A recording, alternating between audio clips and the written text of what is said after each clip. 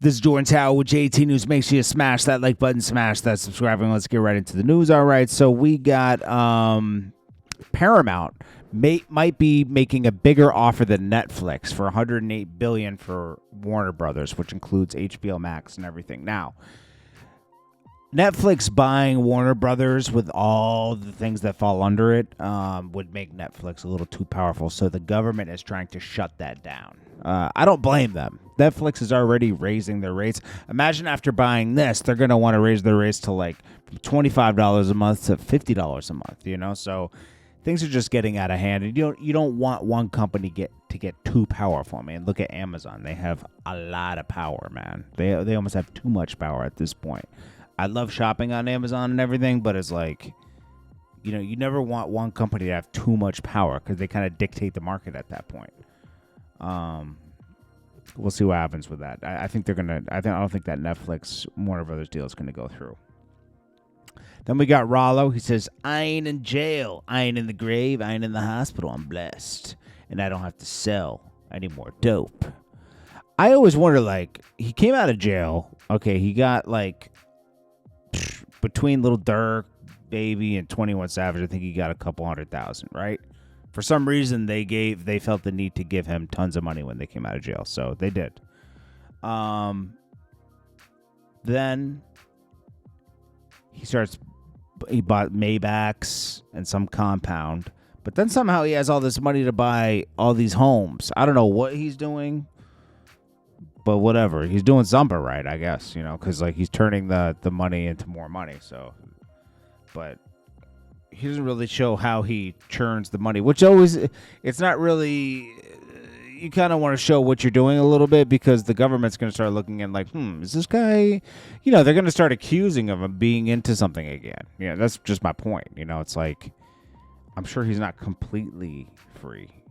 He just got out like a year or two ago. Asian doll revealed she's getting married. She says, "I'm a wife. I can't believe it." Well, we can't believe it either. You were living some fantasy that you were still dating King Von when he passed.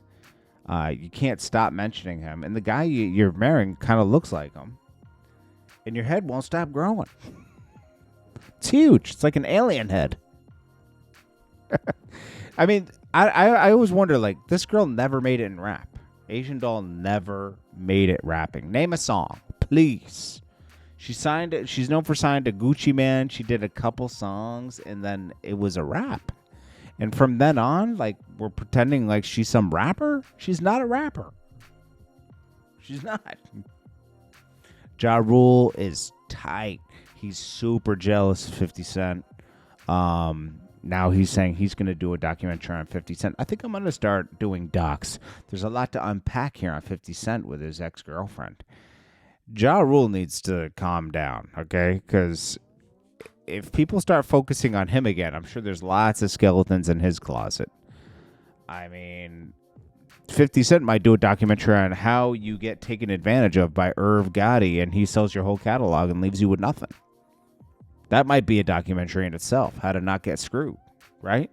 How to maintain some ownership of your music. Ja Rule needs to go sit down somewhere. 50 Cent, as I know this triggers a lot of people in the comments, 50 Cent destroyed Ja Rule's career, bro. They have a whole, you know, other explanation at Murder Inc. that, no, we were fighting the feds and this and this and that. The feds didn't even want you. They wanted you to stop giving money to Supreme. And you took on Supreme's problem with 50 and then all this other stuff. It's just... it's crazy, bro. Like the whole Murder Inc. thing with 50 Cent is pretty crazy. There's a couple ways they put it, and then there's the real way. And if you're from New York around that time, and you know what the real deal is, you know. Irv Gotti just didn't like him, and he tried to stop him. Sometimes when you try to go out of your way to try to stop people, it comes back to bite you. And in this case, it did.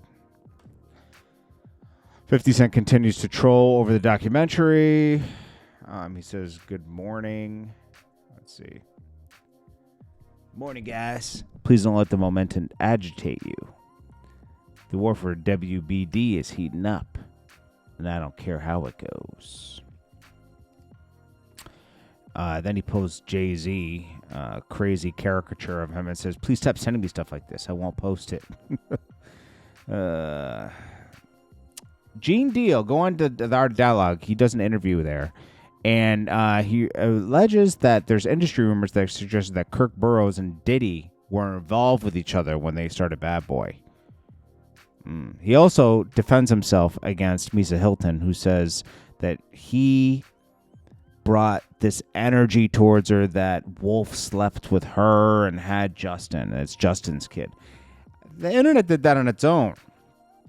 Once you see a picture of Justin next to Wolf, they do look alike. Not saying it's true, but they do look alike. 50 Cent teams up with Taraji P. Henson after her success at Empire. He feels like she didn't get the just due she's deserved after that. So he's making sure she stays having her own shows and stuff like that. So he's doing some development with her for different shows and movies, which is, I think that's smart. They used to have problems, but he always liked her talent, so they're working together. So I think this is a promoter that put this. They said, due to unforeseen circumstances, the artist Mario and members of his entourage requested to enter the venue with their firearms. In accordance to ABC regulations and Venom Lounge policy, firearms or illegal contraband are not permitted inside the club or any circumstances. When entry was declined based on the regulations, the artist and his entourage chose not to enter the venue.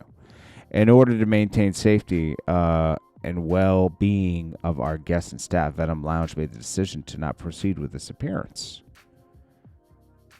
What, Mario's a gangster now? I mean, if he was with his security usually checks their weapon at the security office in the club. I've seen that before. I've been with security and they've done that. So this is weird. This means that they just wanted to have their own guns, which is insane. How can you trust them? That they're not going to pull out on somebody.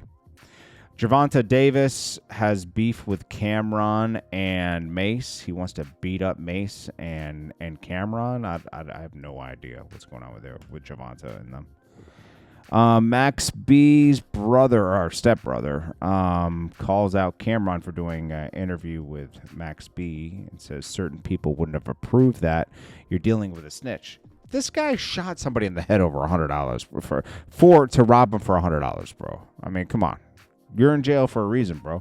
And the girl you did it with, which is allegedly Max B's girlfriend, snitched on you. Cam, really? Really, Cam? You shouting Charlie out all on social media. Did an interview with him. No, he ain't no good. If Reg was alive, God bless the dead, you wouldn't be doing none of that, man. You did wrong, man. He wouldn't even be able to come around Reg, man. That's crazy how you showing him all his love and he ain't no good. And Mace ain't no good, too. He got his chain took on my block, hum 42nd, and went right to the police, turned the guy in, man. Come on, man. Reg rolling over. Cam, really? All right. Camron shouldn't even respond to that, to be honest with you. This guy's just looking for attention while he's in jail. He's upset that Max is out. And that's about it. This is Jordan Tower with JT News. Make sure you smash that like button, smash that subscribe button. I'll check you guys in the next one. Peace. Oh, yeah, and also we're still running specials, Christmas specials. So 200. It's about 25% off, 30% off Christmas. Hit me up. Very affordable, and we'll run ads. Peace.